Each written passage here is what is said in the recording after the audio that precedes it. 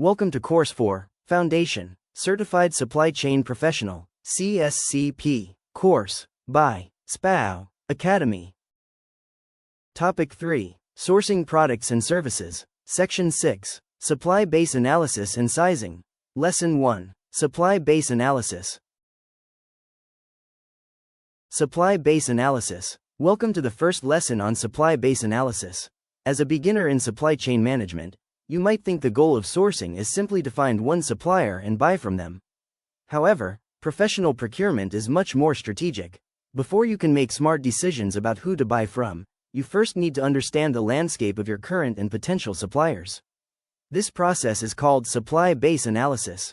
In this lesson, we will define what a supply base is, explain why analyzing it is crucial, and introduce the key dimensions used to evaluate it.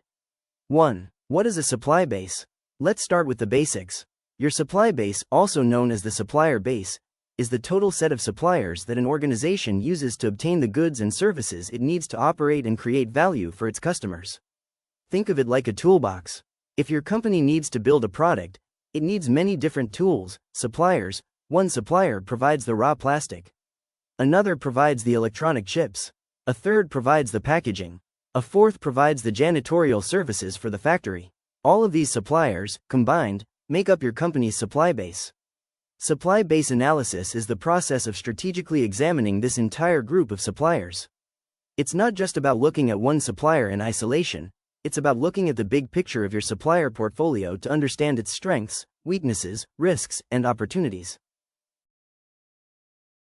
2. Why is supply base analysis important? For a beginner, it might seem like a lot of administrative work. Why not just find a few good suppliers and be done with it? Here's why analysis is critical. Risk management. If 80% of your crucial components come from one supplier in a region prone to earthquakes, your supply base is risky. Analysis helps you identify these single points of failure. Cost optimization.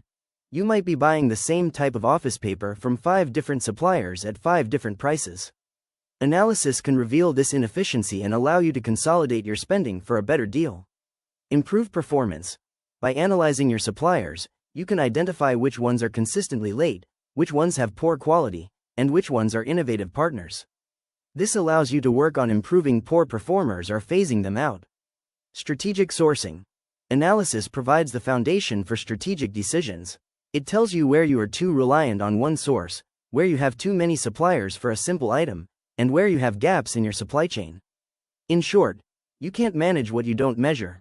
Supply base analysis is the measurement phase. 3. Key dimensions of supply base analysis. To analyze your supply base effectively, you need to look at it from different angles. Here are the 4 most important dimensions for a beginner to understand. A spend analysis. This is usually the first step. It answers the question, where is our money going? What it is. Aggregating all purchasing data to see how much money is spent with each supplier, on each category of items, e.g., electronics, packaging, and by each department. Beginner example. A company might think its biggest expense is raw materials. But after a spend analysis, they discover they are actually spending more on contract labor. This shifts their focus. It also helps identify maverick spending, employees buying from non-contracted suppliers. B. Supplier performance analysis. This answers the question, how well are our suppliers doing? What it is. Evaluating individual suppliers based on key performance indicators, KPIs. The most common are quality, cost, and delivery.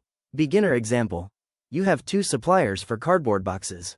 By analyzing performance, you find Supplier A, low cost, but 15% of their boxes arrive damaged, low quality. Supplier B, slightly higher cost, but 99.9% of their boxes arrive on time and in perfect condition. This analysis helps you decide which supplier provides the best overall value. C. Supply base structure. This answers the question, what does our supplier landscape look like? What it is.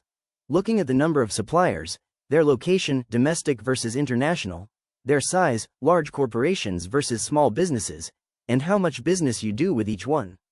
Beginner example. A simple analysis might show metric. Total number of active suppliers equals 500. Metric. Suppliers responsible for 80% of total spend equals 50, the vital few. Metric. Suppliers located in a single country equals 300. This structure tells you that you have a long tail of many small suppliers and a geographic concentration risk. D. Risk and vulnerability analysis. This answers the question, what could go wrong? What it is.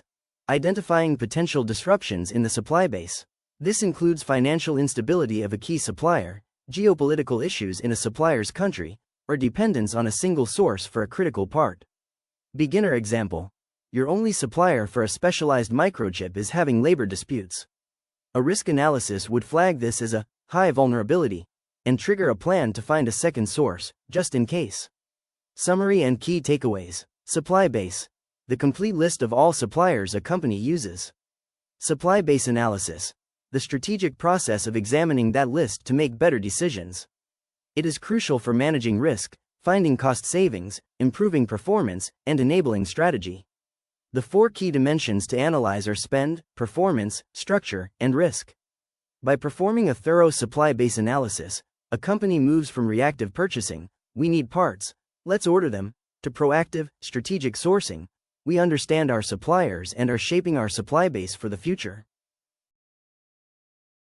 Next lesson preview. Now that we understand how to analyze the current state of our suppliers, our next lesson will move to the next step, supply base sizing. We will explore the strategic decision of how many suppliers a company should ideally have. Is it better to have many suppliers to spread risk, or just a few to build deep partnerships? We'll find out in lesson 2. I really appreciate you spending your time with me today. If you want to learn more, don't forget to hit that subscribe button. Your like means the world to us and helps this channel grow so we can continue bringing you great content. Thanks again, and see you on the next video.